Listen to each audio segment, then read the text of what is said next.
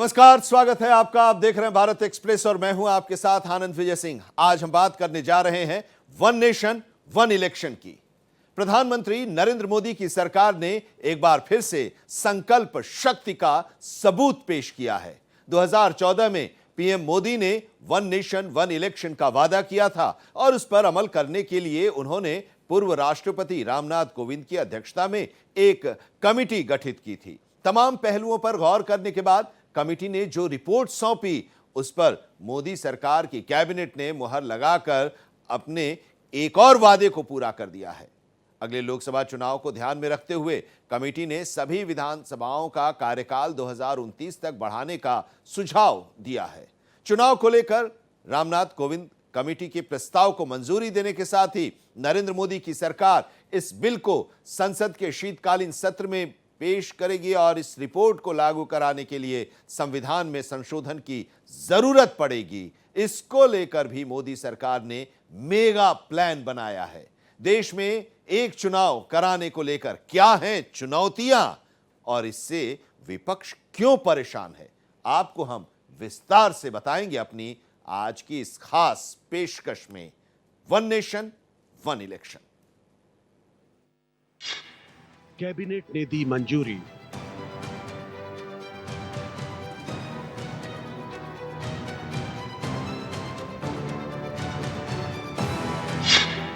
PM Modi ने रचा इतिहास।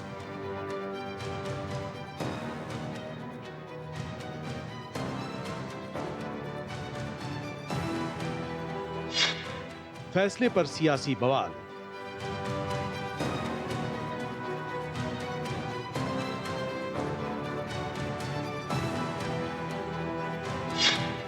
बदल जाएगा देश का चुनाव।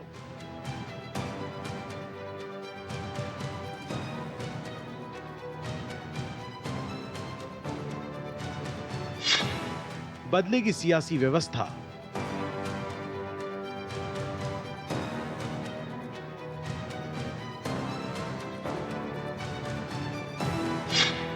मोदी सरकार की बड़ी तैयारी।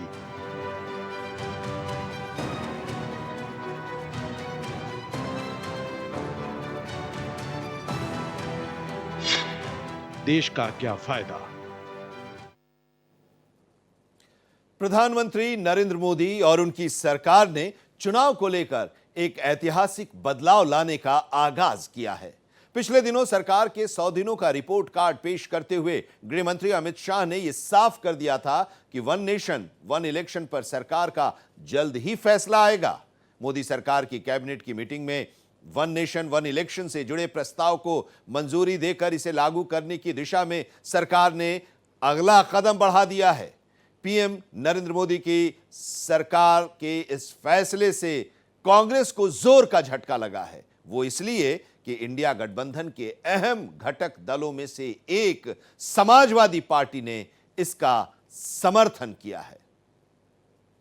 वन नेशन वन इलेक्शन को लेकर अलग अलग पार्टियों का अलग अलग स्टैंड है। ऐतिहासिक बदलाव का आगाज। प्रधानमंत्री नरेंद्र मोदी सरकार ने वन नेशन वन इलेक्शन के प्रस्ताव को मंजूरी देकर इस बात को साबित कर दिया है कि वो देशवासियों से किए वादे को पूरा करने के लिए प्रतिबद्ध है। मोदी सरकार की कैबिनेट की हुई बैठक में कई सारे प्रस्तावों को मंजूरी दी गई, लेकिन उसमें सबसे अहम फैसला वन नेशन वन इलेक्शन को लेकर हुआ। पिछले दिनों पीएम मोदी सरकार के 100 दिनों का रिपोर्ट कार्ड पेश करते हुए गृह मंत्री अमित शाह ने इस बात की जानकारी दी थी कि इस पर इसी कार्यकाल में फैसला होगा और अब इस पर कैबिनेट की मुहर लगने के साथ ही वन नेशन वन इलेक्शन को लागू करने की दिशा में कदम बढ़ा दिया गया है। 2 सितंबर 2023 को वन नेशन वन इलेक्शन पर विचार के लिए पूर्व राष्ट्रपति रामनाथ कोविंद की अध्यक्षता में कमेटी बनाई गई थी। इसमें 8 सदस्य थे। कमेटी ने सभी विधानसभाओं का कार्यकाल 2029 तक बढ़ाने का सुझाव दिया है। कमेटी ने इसके लिए 62 राजनीतिक पार्टियों से संपर्क किया। इनमें से 32 पार्टियों ने वन नेशन वन इलेक्शन का समर्थन किया, वहीं 15 दलों ने इसका विरोध किया था, जबकि 15 ऐसी पार्टियां भी थी जिन्होंने कोई जवाब नहीं दिया। संविधान संशोधन के लिए जो जरूरी आंकड़े हैं, इसके लिए तो मैंने कहा कि 363 सांसदों की जरूरत पड़ेगी इनको लोकसभा में और 162 सांसदों की जरूरत पड़ेगी इनको राज्यसभा में। 50% से अधिक राज्य के विधानसभाओं से इनको पास करा के लानी होगी। तो अब ये देखना होगा कि इन आंकड़े को कैसे पूरा करती है। अभी तो पार्लियामेंट में ये बहस का विषय होगा, क्योंकि भारतीय जनता पार्टी तो कह रही है कि ये बिल किसी पार्टी के हित में नहीं है बल्कि राष्ट्रहित में है, और राष्ट्रहित में जब ये बिल लाया गया है तो सहमति तो बनानी ही पड़ेगी और सहमति बनानी चाहिए। अब कल तक मायावती जो बहुजन समाज पार्टी की प्रमुख हैं इस बिल के खिलाफ में बोल रही थी, कह रही थी कि नहीं, वन नेशन वन इलेक्शन नहीं होना चाहिए। कैबिनेट से मंजूरी मिली तो मायावती के सुर बदले हुए थे। मायावती ने कहा कि हाँ, वन नेशन वन इलेक्शन होना चाहिए इस देश में। वन नेशन वन इलेक्शन का विरोध करने वाली सबसे बड़ी पार्टी कांग्रेस है। इसके अलावा समाजवादी पार्टी, आम आदमी पार्टी, सीपीएम सहित 15 दल इसके खिलाफ थे, जबकि झारखंड मुक्ति मोर्चा, इंडियन यूनियन, मुस्लिम लीग के साथ कई दलों ने इस पर कोई जवाब नहीं दिया। 151 दिन की रिसर्च के बाद कमेटी ने 14 मार्च को राष्ट्रपति द्रौपदी मुर्मू को अपनी रिपोर्ट सौंपी। कमेटी की रिपोर्ट 18,626 पेज की है। इस रिपोर्ट में विस्तार से इस बात के सुझाव दिए गए हैं कि पूरे देश में सभी प्रमुख चुनाव एक साथ कैसे कराए जा सकते हैं। वन नेशन वन इलेक्शन के तहत लोकसभा, विधानसभा, नगरीय निकाय और पंचायत चुनाव एक साथ कराने की मंशा है। इसलिए ये मामला पेचीदा हो जाता है, क्योंकि ये एक संविधान संशोधन विधेयक होगा। मोदी सरकार को इसके लिए समर्थन जुटाने में खासी मशक्कत करनी होगी। कोविंद कमेटी के प्रस्तावों के मुताबिक पहले फेज में लोकसभा और विधानसभा के चुनाव होंगे और फिर दूसरा फेज 100 दिनों के भीतर होगा, जिसमें स्थानीय निकायों के चुनाव होंगे। लेकिन विपक्ष कह रहा है कि वन नेशन वन इलेक्शन मुमकिन नहीं है। हमारा एक कमिटमेंट है, हमने पार्लियामेंट में भी बोला हुआ है, हमने कमेटी भी बनाई थी, कमेटी का रिपोर्ट भी आया है। तो वन नेशन वन इलेक्शन के संबंध में देश में बहुत लोग ऑन बोर्ड आए हैं, सभी दलों ने, बहुत लोगों ने इसमें जो कमेटी को अपना सुझाव दिए हैं, बहुत ही पॉजिटिव सुझाव आए हैं और बड़े इनोवेटिव सुझाव आए हैं, और देश का बहुत बड़ा लाभ होगा अगर हम इस रिपोर्ट को लागू करवा पाते हैं। कोई एक नेता तीसरी बार अपनी घोषणा के साथ देश का प्रधानमंत्री बनकर देश का नेतृत्व कर रहा है। 60 साल के बाद पहली बार देश में राजनीतिक स्थिरता का माहौल आया है और नीतियों के सातत्य को भी हमने अनुभव किया है, और नीतियों की दिशा, नीतियों की गति और नीतियों को क्रियान्वयन करने की सटीकता, ये तीनों 10 साल तक बरकरार रखकर 11वें साल में प्रवेश करना, मैं मानता हूं, बहुत कठिन है। 10 साल में देश की बाहरी सुरक्षा, देश की आंतरिक सुरक्षा और देश की रक्षा प्रणाली, इसको मजबूत कर एक सुरक्षित भारत बनाने में नरेंद्र मोदी सरकार ने बहुत बड़ी सफलता मोदी जी के नेतृत्व में प्राप्त की है। इसी सरकार के कार्यकाल में वन नेशन वन इलेक्शन हम लागू करें। इस पर बहस होगी, इसके पक्ष इसके विपक्ष में बहस होगी, इसके फायदे क्या होंगे, इसके घाटे किनको उठाने पड़ेंगे, इस पर पहले बहस तो होने दीजिए। राष्ट्रीय पार्टियां क्या एक जुटता दिखाती है, इसमें तैयार हो जाती है, क्षेत्रीय पार्टियां इसके विरोध में खड़ी होती है, तो पहले पार्लियामेंट में बहस हो जाने दीजिए। संख्या बल तो फिर उसके बाद की बात है कि संख्या बल जुटाने में ये सरकार कामयाब होती है, और चूंकि एक लंबा टाइम फ्रेम है, ये बिल को एक्ट में परिवर्तन करने के बाद भी 2029 में इनको लागू किया जाएगा, तो अभी तो लंबा विमर्श चलेगा, इसलिए समय लगेगा। अब आंकड़ा जुटाने के लिए तो तथ्य रखा जाएगा, विमर्श के बाद कौन सी परिस्थितियां बनती है इसका इंतजार करनी होगी। संविधान संशोधन की चुनौती। लोकसभा में किसी भी संवैधानिक संशोधन को पारित करने के लिए 2/3 बहुमत की जरूरत होती है, यानी उपस्थित और वोटिंग करने वाले 2/3 सदस्यों का समर्थन जरूरी है।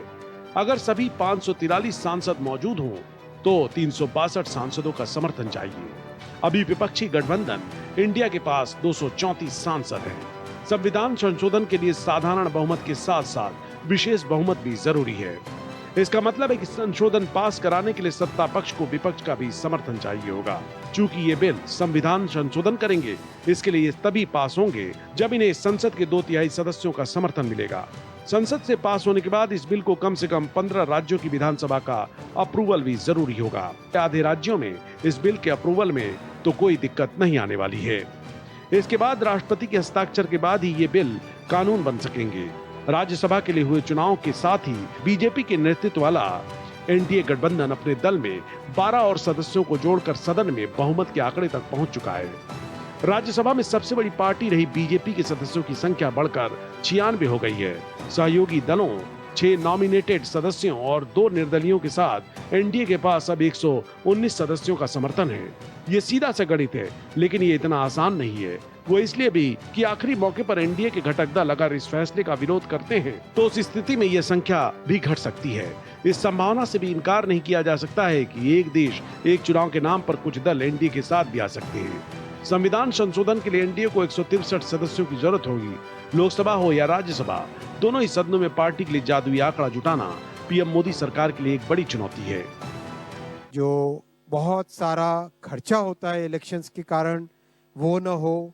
बहुत सारा लॉ एंड ऑर्डर और क्रिमिनल जस्टिस सिस्टम जो बाधित हो जाता है, because policeman are totally deployed in maintaining the election law and order.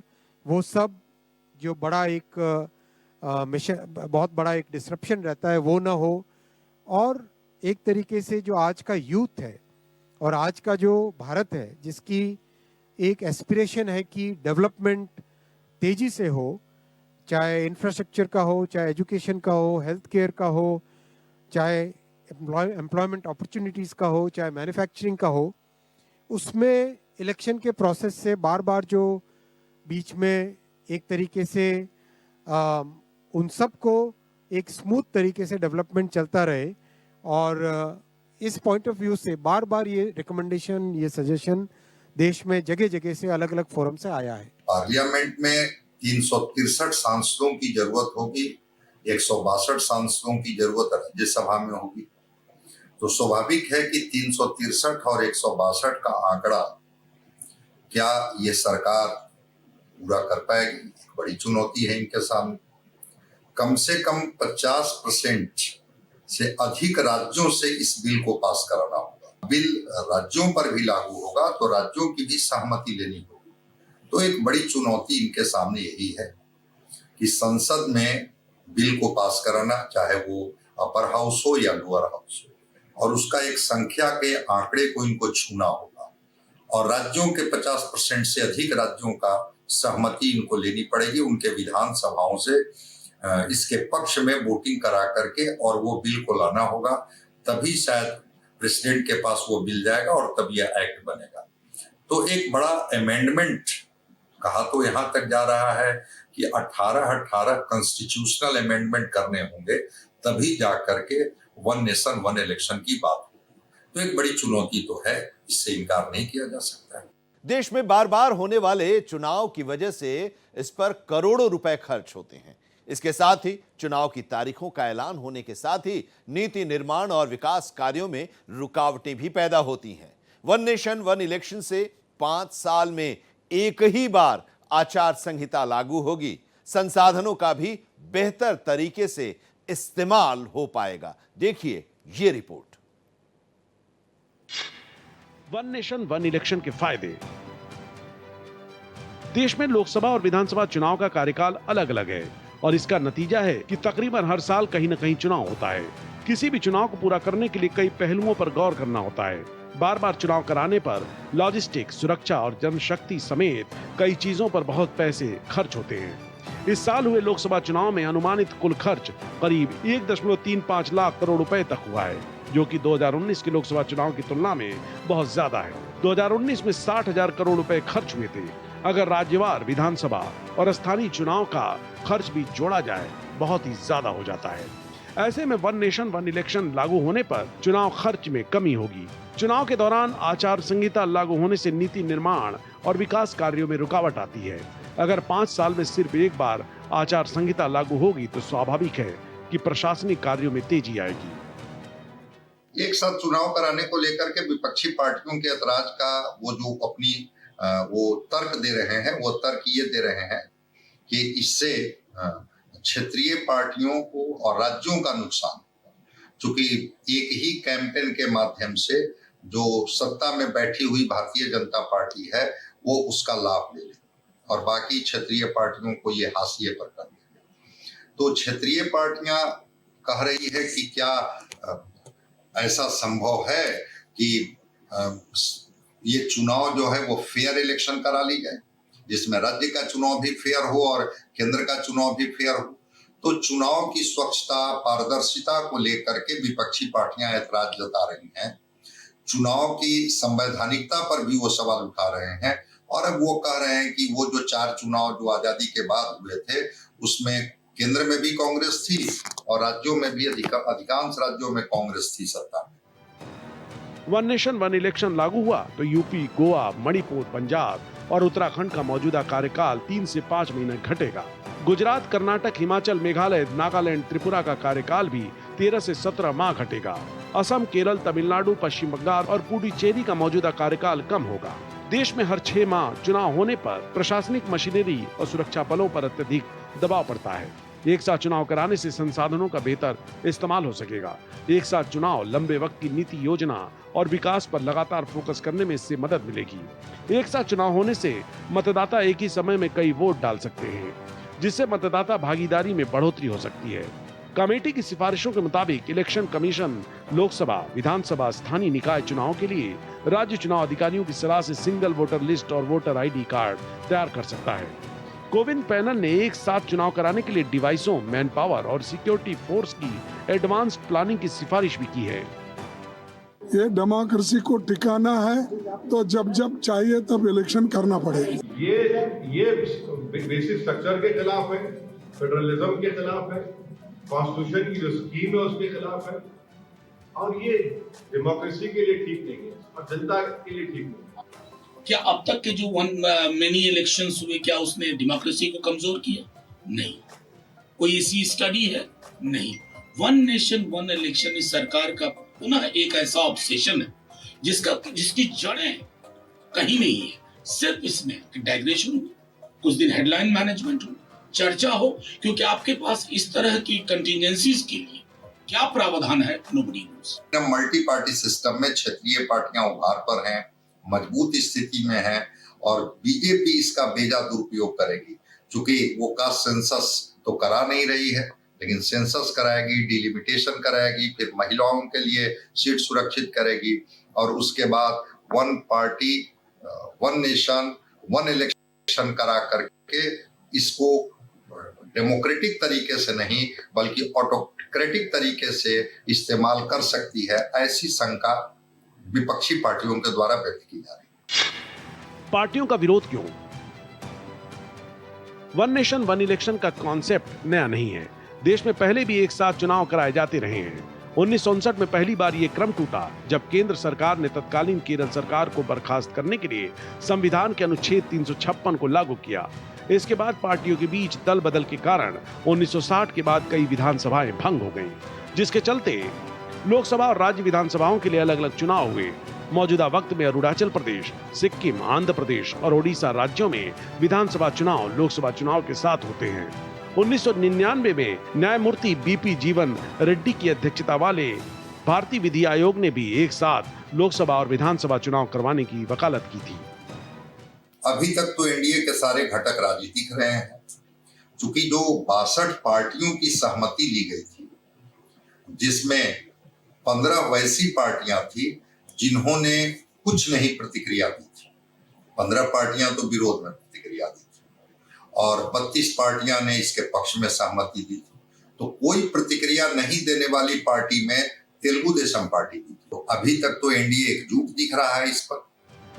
अलग अलग पार्टियां इसे लोकतांत्रिक व्यवस्था के खिलाफ बताकर इसका विरोध कर रही हैं। दरअसल रीजनल पार्टियों की टेंशन दूसरी है। अगर लोकसभा और विधानसभा चुनाव एक साथ होंगे तो राष्ट्रीय मुद्दे प्रमुख हो जाएंगे और वे स्थानीय मुद्दों को प्रभावी ढंग से उठा नहीं पाएंगे। मौजूदा समय में देश के 28 राज्य और 3 केंद्र शासित प्रदेशों में कुल 4130 विधानसभा सीटें हैं। सबसे ज्यादा विधानसभा सीटें उत्तर प्रदेश में 403 हैं, तो सबसे कम राज्य के हिसाब से सिक्किम और केंद्र शासित प्रदेश को जोड़कर देखें तो पुडुचेरी में 30 सीटें हैं। लोकसभा और विधानसभा के चुनावी एजेंडे अलग होते हैं और इसी की बुनियाद पर रीजनल पार्टियां अपनी सियासी जमीन को मजबूत कर पाती हैं। एक साथ चुनाव का मतलब एक केंद्रीय एजेंडे पर वोट पड़ने की संभावना बनेगी और इससे रीजनल पार्टियों की सियासी जमीन खिसक सकती है। यही वजह है कि कई सारी पार्टियां इस फैसले का विरोध कर रही हैं। साल 2015 में IDFC की ओर से जारी एक रिपोर्ट के मुताबिक लोकसभा और विधानसभा चुनाव एक साथ होने पर 77% संभावना इस बात की होती है कि मतदाता राज्य और केंद्र में एक ही पार्टी को चुनते हैं, जबकि अलग अलग चुनाव होने पर केंद्र और राज्य में एक ही पार्टी को चुनने की संभावना घटकर 61% हो जाती है। एनडीए के घटक दल के तरफ से कोई वैसे विरोध के स्वर तो नहीं आए हैं। जो भी इनके घटक दल हैं, सारे घटक दलों ने सहमति व्यक्त की है, चाहे वो जेडीयू हो, चाहे वो तेलुगु देशम पार्टी हो, चाहे चिराग पासवान की पार्टी हो, हम हो, या और भी जो भी पार्टियां जो एनडीए के साथ खड़ी हैं, वो सारी पार्टियों ने कोई असहमति तो व्यक्त नहीं की है। तो अभी तक तो एनडीए के घटक दलों का सहयोग और समर्थन इस बिल के प्रति मिलते दिख रहा है। आगे क्या होगा ये तो विमर्श के बाद पता चलेगा, जब पार्लियामेंट में इस पर बहस होगी। एक देश एक चुनाव के बिल पर सहमति बनाना आसान नहीं है, लेकिन मोदी सरकार ने अपनी मजबूत संकल्प शक्ति का परिचय दिया है। वन नेशन वन इलेक्शन के प्रस्ताव को मंजूरी देकर मोदी सरकार ने इस बात को साबित कर दिया है कि उनका कोई भी वादा चुनावी एजेंडा भर नहीं होता है, बल्कि उस वादे को पूरा करना भी होता है। वन नेशन वन इलेक्शन देश की आर्थिक तरक्की को यकीनी बनाने वाला है और इसे अमल में लाने के लिए मेगा प्लान बनाया है। वन नेशन वन इलेक्शन की हमारी इस खास पेशकश में अभी इतना ही, लेकिन बाकी देश और दुनिया की खबरों के लिए आप जुड़े रहिए भारत एक्सप्रेस के साथ।